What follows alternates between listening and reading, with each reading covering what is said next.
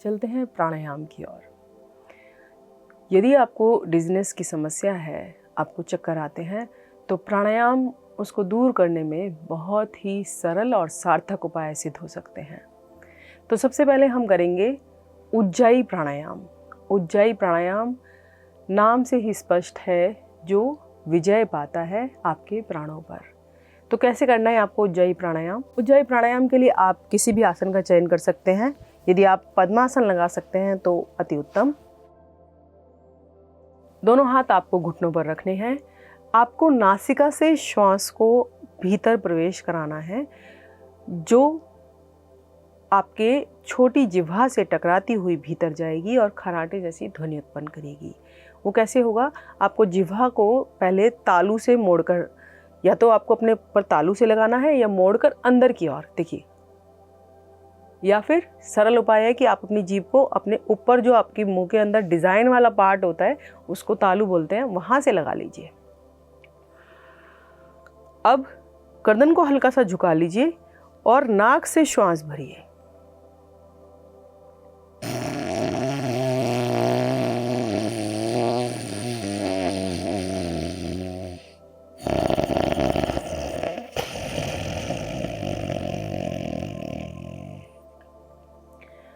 जब आप तालू से अपनी जिह्वा को लगा लेंगे और गर्दन को हल्का झुका लेंगे और श्वास को नाक से प्रविष्ट कराएंगे, तो आपकी खराटे जैसी ध्वनि उत्पन्न होगी, मधुर ध्वनि उत्पन्न होगी।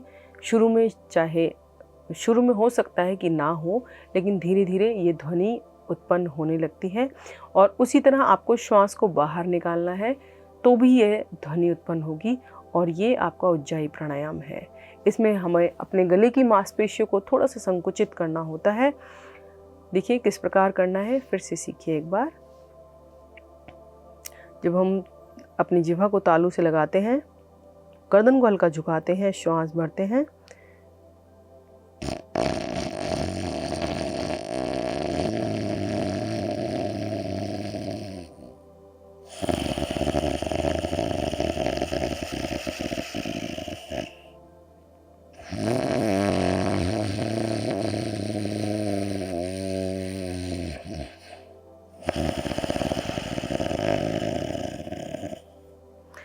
हो सकता है कि आपकी आवाज़ इतनी तेज़ ना आए, क्योंकि यहाँ पर माइक का प्रयोग किया जा रहा है और माइक में आवाज़ थोड़ी और तेज़ हो जाती है। तो अगर थोड़ी बहुत भी आवाज़ आ रही है तो समझिए आप सही दिशा में प्रगति पर हैं। शुरू में आपको उज्जाई प्राणायाम के अभ्यास से खांसी आ सकती है, बलगम आ सकता है, तो उससे ना घबराएं। अभ्यास को निरंतर जारी रखें। तो करते हैं एक दो और आवृत्ति उज्जाई प्राणायाम की।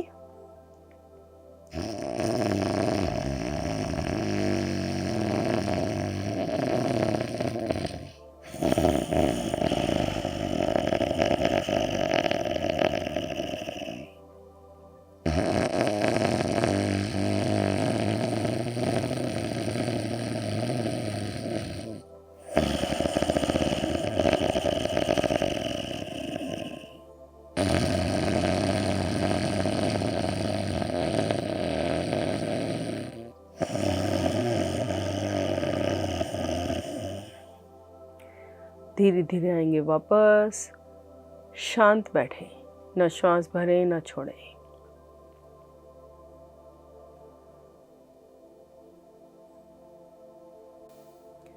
चलते हैं अगले प्राणायाम की ओर। अगला प्राणायाम है हमारा नाड़ी शोधन प्राणायाम। नाड़ी शोधन प्राणायाम में आपको क्या करना है? आसन का चयन कर लीजिए, किसी भी आसन में आप बैठ सकते हैं और दोनों हाथों को ज्ञान मुद्रा में ले आइए। ये आप जब इंडेक्स फिंगर और थंब के टिप्स को टच करते हैं तो ये हमारी ज्ञान मुद्रा कहलाती है। दोनों हाथों को ज्ञान मुद्रा में ले आइए। अब राइट हैंड से हम बनाएंगे प्राणायाम मुद्रा। प्राणायाम मुद्रा के लिए आपको क्या करना है? इंडेक्स फिंगर और मिडिल फिंगर को फोल्ड कर देना है नीचे की तरफ। अब आपका रिंग फिंगर और स्मॉल फिंगर इस तरह से खड़ा है और अंगूठा खड़ा है, तो ये एक सॉकेट बन गया। इसे आप अपने नोज़ पे ले जाइए इस तरह से। अब थंब जो है आपका वो राइट नोस्ट्रिल पे है और लेफ़्ट साइड आपकी फिंगर है। लेफ़्ट साइड वाले नोस्ट्रिल से आपको इनहेल करना है। अच्छे से श्वास भरिए अब आपको लेफ़्ट नोस्ट्रिल को बंद करना है, राइट नोस्ट्रिल पहले से ही बंद है। होल्ड कीजिए श्वास भरकर। आप 5 तक की गिनती में आपने श्वास भरा तो 10 तक की गिनती में होल्ड कीजिए। 1 2 3 4 5। अब अंगूठे को हटाइए राइट साइड से और ब्रीथ को बाहर कर दीजिए, श्वास को बाहर कर दीजिए 10 तक की गिनती में। 1 2 3 4 5 6 7 8 9 10। अब राइट साइड से ही श्वास को भरिए 5 तक की गिनती में। 1 2 3 4 5। अब दोनों नाक के छिद्र को बंद करके रुकिए 10 तक की गिनती में। 1 2 3 4 5 6 7 8 9 10। अब लेफ़्ट नोस्ट्रिल से फिर से श्वास को बाहर कीजिए 10 तक की गिनती में।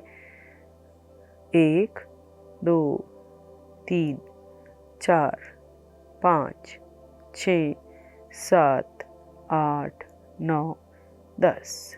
हाथ को नीचे ले आइए। ये एक आवृत्ति हुई नाड़ी शोधन प्राणायाम की। आपने जब श्वास भरना है तो 5 तक की गिनती में भरना है और जब रुकना है तो उससे दुगना मतलब 10 तक की गिनती में रुकना है और श्वास को बाहर करना है तो भी दुगना 10 तक की गिनती में श्वास को बाहर करना है। इस तरह ये 1:2 के अनुपात में नाड़ी शोधन प्राणायाम का अभ्यास हो रहा है। नाड़ी शोधन प्राणायाम आपकी नाड़ियों को शुद्ध करती है और नाड़ियों से संबंधित सभी समस्याओं को समाप्त करने में बहुत ही कारगर प्राणायाम है। यदि आपको चक्कर आते हैं तो आप प्रत्येक दिन नाड़ी शोधन प्राणायाम का अभ्यास अवश्य करें। आप इसकी संख्या को घटा या बढ़ा सकते हैं। यदि आपको लगता है कि 5 की गिनती में आप श्वास तो ले पाते हैं लेकिन 10 तक की गिनती में आप नहीं रुक पाते हैं अपने दोनों नासिका छिद्र को बंद करके और फिर 10 तक की गिनती में आप श्वास को भी बाहर नहीं छोड़ पाते हैं तो आप इस संख्या को घटा लीजिए। आप 5 की जगह इस संख्या को 3 कर दीजिए।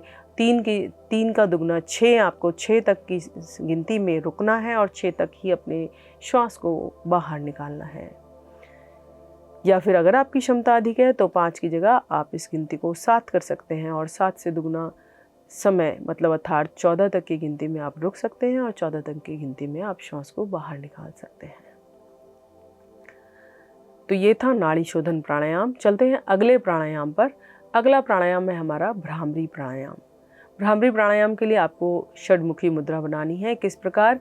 देखिए, इस प्रकार पहली दोनों उंगलियां पलकों पर रखनी है, आँख के पलकों पर आराम से रखनी है, आँखों को अंदर दबाना नहीं है। तीसरी आपको नाक के नीचे, चौथी ठोड़ी पर और कान अंगूठों से बंद करके कोहनी को बिल्कुल सीधा रखना है। भ्रामरी प्राणायाम किसी भी इस तरह की समस्या के लिए बहुत ही उपचारक प्राणायाम है, तो आप इसको अवश्य करें और सीखें किस तरह से करना है। अब जब ये मुद्रा आपने बना ली, पहली दोनों उंगलियां आँखों पर, नाक के नीचे, ठोड़ी पर, कान अंगूठों से बंद रखने हैं और श्वास भरकर आपको गुंजन करना है ओम शब्द में अंतिम म शब्द का। भमरे की तरह गुंजन करेंगे। श्वास भरें।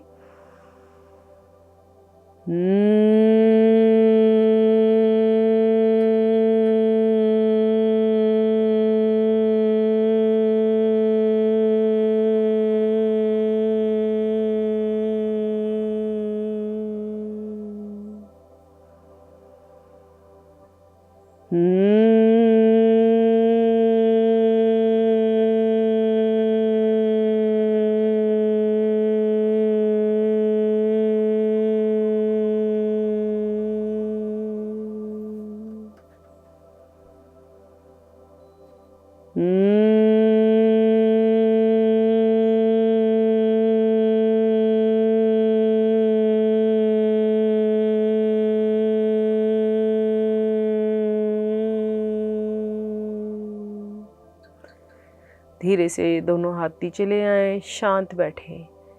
भ्रामरी प्राणायाम के बाद नेत्रों को कदापि ना खोलें। उसके प्रभाव को महसूस करें, उसके प्रभाव को अपने अंदर लाभकारी बनने दें।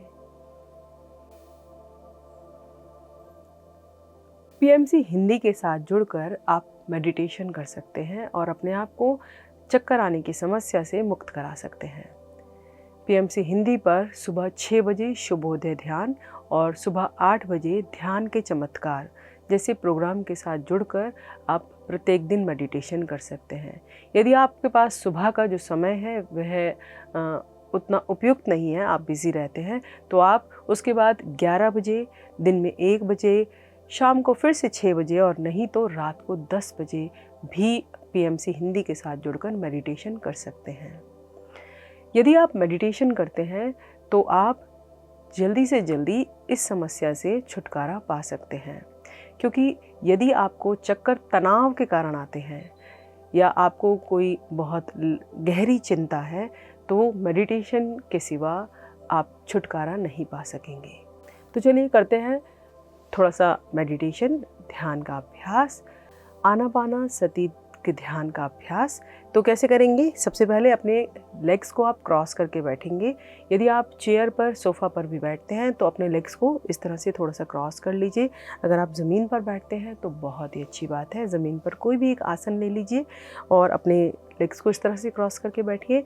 अब अपने फिंगर्स को इस तरह से इंटरलॉक कर लीजिए और अपने गोद में रख लीजिए। कमर और गर्दन को सीधा रखिए, कोमलता से नेत्रों को बंद कर लीजिए।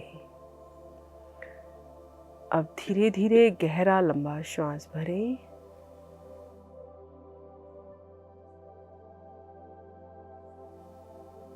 और धीरे धीरे श्वास को बाहर करें।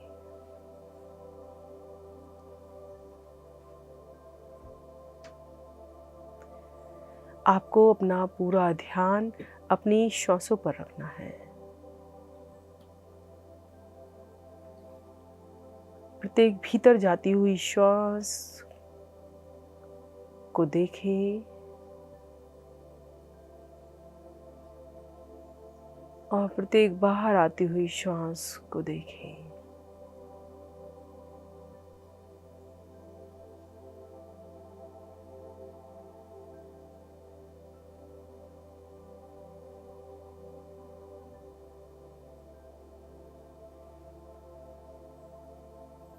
न श्वास लेने में प्रयास करें, न श्वास को छोड़ने में प्रयास करें। अपने आप जितनी मात्रा में श्वास भीतर जा रहा है जाने दीजिए और जितना बाहर आ रहा है बाहर आने दीजिए।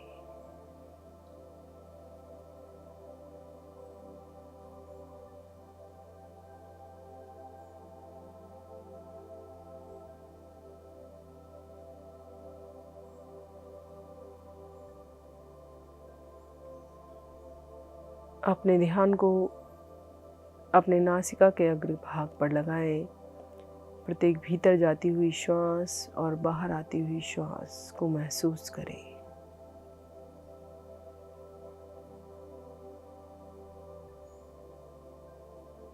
मन में उठ रहे विचारों को उठने दीजिए, उनके साथ कनेक्ट ना हो। विचार आ रहे हैं और जा रहे हैं, आने दीजिए और जाने दीजिए।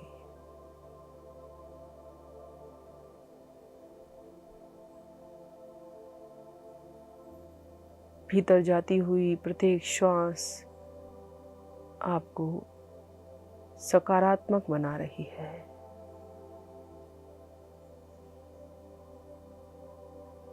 प्रत्येक बाहर जाती हुई श्वास आपके विकारों को बाहर ले जा रही है। ऐसी कल्पना कीजिए।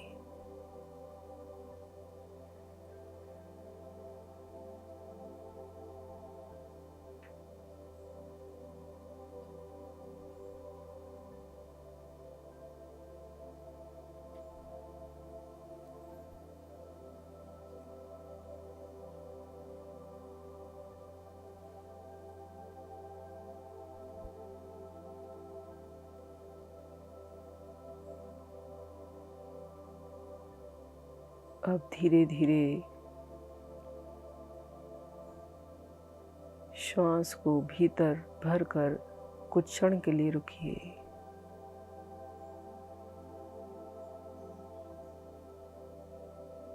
अब धीरे धीरे श्वास को बाहर करिए।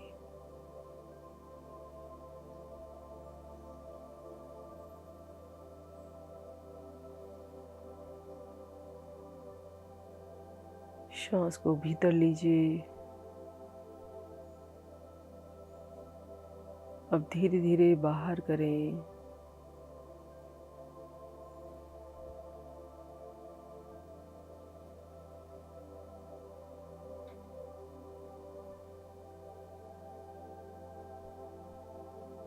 अब मन में दोहराएं कि आप अपनी समस्या से मुक्त हो गए हैं।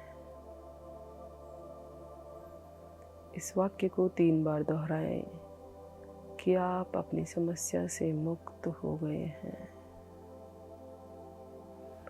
आप अपनी सभी समस्याओं से मुक्त हो गए हैं।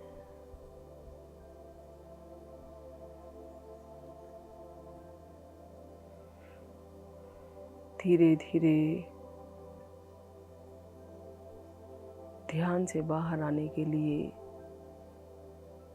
श्वास भरें और छोड़ें।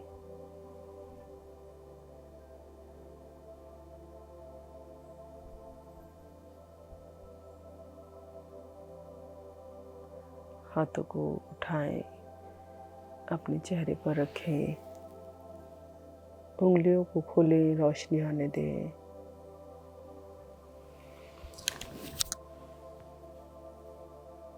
शांत बैठें। तो इस तरह छोटा छोटा मेडिटेशन आप कर सकते हैं, जिसमें आपको कुछ ज़्यादा मेहनत नहीं करनी है। आप सिर्फ अपने लेग्स को क्रॉस करके बैठें, अपने दोनों हाथों को क्रॉस करके बैठें और कमर और गर्दन को सीधा रखकर अपनी नाक से श्वास लें और छोड़ें। यदि आपको लगता है कि आप अपने आप करने में समर्थ नहीं हैं, तो आप जुड़ जाएं हमारे साथ पीएमसी हिंदी के साथ सुबह 6 बजे, 8 बजे या फिर उसके बाद जो भी हमने आपको समय बताए हैं, पीएमसी हिंदी पर आप देख सकते हैं लाइव मेडिटेशन, जिसमें आपको और ज़्यादा जानकारी मिलेगी और ज़्यादा अच्छा लगेगा और आप उसके बाद अपने अनुभव भी हमारे साथ हमारे चैनल पर शेयर कर सकते हैं कि किस प्रकार आपने अपने जीवन को ध्यान के साथ सकारात्मक बनाया और आगे अपने जीवन के लक्ष्य की प्राप्ति की। तो आशा करते हैं कि आप ज़रूर मेडिटेशन को अपनाएंगे और घर घर इस ज्योति को जलाएंगे। तो बात करते हैं डिज़ीनेस के बारे में। डिज़ीनेस क्यों होती है? देखिए, कई बार तो बहुत ही सामान्य सी बात है कि हमारे भोजन में कुछ पोषक तत्वों की कमी होती है, जिस कारण से हमें चक्कर आने लगते हैं। जब वह पोषक तत्व हमारे शरीर को प्राप्त नहीं होते हैं, तो हमारे बॉडी जो है वो रिएक्ट करने लगती है। वो हमें एक तरह की सूचना देती है कि देखिए ये कमी हो रही है और इस पे आप ध्यान दीजिए, अन्यथा कुछ बड़ा घटित होने वाला होता है। जैसे अगर विटामिन बी की कमी होती है, विटामिन B12 की आपके अंदर शरीर में कमी होती है, तो आपको चक्कर आते हैं। आयरन की कमी होती है तो भी ज़्यादातर लोगों को चक्कर आते हैं। इसके अलावा यदि आपको सर्वाइकल, माइग्रेन जैसी प्रॉब्लम्स हैं तो भी आपको चक्कर आने की समस्या होती है। अगर आपने पानी उचित मात्रा में नहीं पिया है, अगर आप पूरे दिन में जितना पानी हमारी बॉडी को चाहिए होता है उतना पानी नहीं पीते हैं, तो भी आपको चक्कर आ सकते हैं। तो चक्कर आना स्वयं में एक बीमारी नहीं है, चक्कर आना किसी बीमारी के निमंत्रण का लक्षण है। तो वो आपको देखना है कि आप कौन सी बीमारी को निमंत्रण देने जा रहे हैं, जो आपके घर में आकर अर्थात आपके शरीर में आकर बैठने वाली है। तो इस विषय पे आपको ध्यान रखना है अपने भोजन का। आपको भोजन में क्या लेना है, क्या नहीं। सबसे पहले तो आपको ढूंढना है कारण कि आपको चक्कर आने का क्या कारण है। जब आपको पता लग जाए कि आपको चक्कर आने का कारण है, समझ लीजिए भोजन में पोषक तत्वों की कमी, तो आप यदि विटामिन बी की कमी है तो आप पीले फलों का सेवन करना शुरू कर दीजिए।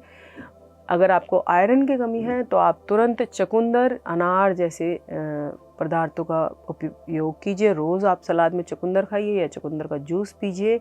यदि आपको सर्वाइकल या माइग्रेन जैसी समस्याओं की वजह से चक्कर आते हैं तो आप इनसे रिलेटेड योग रोज़ कीजिए। अगर आपको मेंस्ट्रुएशन प्रॉब्लम है तब आपको वीकनेस है तो भी आपको आयरन डेफिशिएंसी होगी, तो आप उससे संबंधित पोषक तत्व अपने भोजन में सम्मिलित कीजिए। इसके अलावा यदि आप रात को पूरी नींद नहीं लेते हैं, सुबह रात को आप देर से सोते हैं और सुबह आप जल्दी उठकर अपने काम पर चले जाते हैं, तो ये भी एक कारण हो सकता है कि आपको चक्कर आने लगते हैं। अगर आप किसी चीज़ की चिंता में हैं, बहुत ज़्यादा तनाव लेते हैं, तो भी आपको चक्कर आ सकते हैं। तो इन सब से बचने के उपाय हम आपको बता चुके हैं कि आपको प्रत्येक दिन योग करना है, कुछ सूक्ष्म क्रियाएं, कुछ आसन, कुछ प्राणायाम और उसके बाद मेडिटेशन। इसके अलावा हम आपको बताते हैं कि यदि आपको चक्कर आ रहे हैं तो आपको सबसे पहले पानी पीना है। अगर आप ले सकते हैं तो नमक चीनी का घोल या फिर एनर्जल ले सकते हैं कि यदि आपका लो बीपी है, बीपी की वजह से आपको चक्कर आ रहे हैं तो वो तुरंत ठीक हो जाएंगे। इसके अलावा आप एक इलायची मुंह में डाल सकते हैं, हरी इलायची, जो कि आज की हमारी है घरेलू नुस्खा, कि जिसे आप हरी इलायची आप अपने पास रखिए यदि आपको चक्कर आते हैं, और एक इलायची आप मुंह में डालिए। इलायची जो है बहुत ही सकारात्मक भोजन है और बहुत ही पौष्टिक है चक्कर आने से निजात दिलाने में। इसके अलावा आप लगा सकते हैं हस्त मुद्रा। कौन सी हस्त मुद्रा? शून्य मुद्रा। शून्य मुद्रा कैसे करना है आपको? देखिए, अपने आपको जो ये मिडिल फिंगर है, सबसे बड़ी वाली जो होती है हमारी उंगली, उसको आपको अपने अंगूठी से ऐसे दबा के रखना है। ये इस तरह से आपको बाद की 3 उंगलियों को सीधा करना है। ये हो गई आपकी शून्य मुद्रा। बहुत ही आसान है शून्य मुद्रा। आपके कान की समस्याओं को भी दूर करती है और आपको चक्कर आने से समस्या में निजात दिलाती है, मतलब आपको चक्कर नहीं आएंगे। जब आप शून्य मुद्रा लगाएंगे तो 10 से 15 मिनट आपको लगानी है शून्य मुद्रा।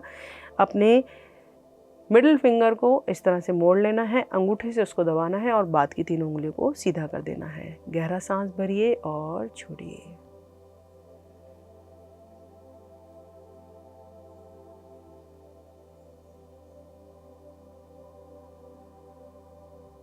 तो ये थी हमारी शून्य मुद्रा।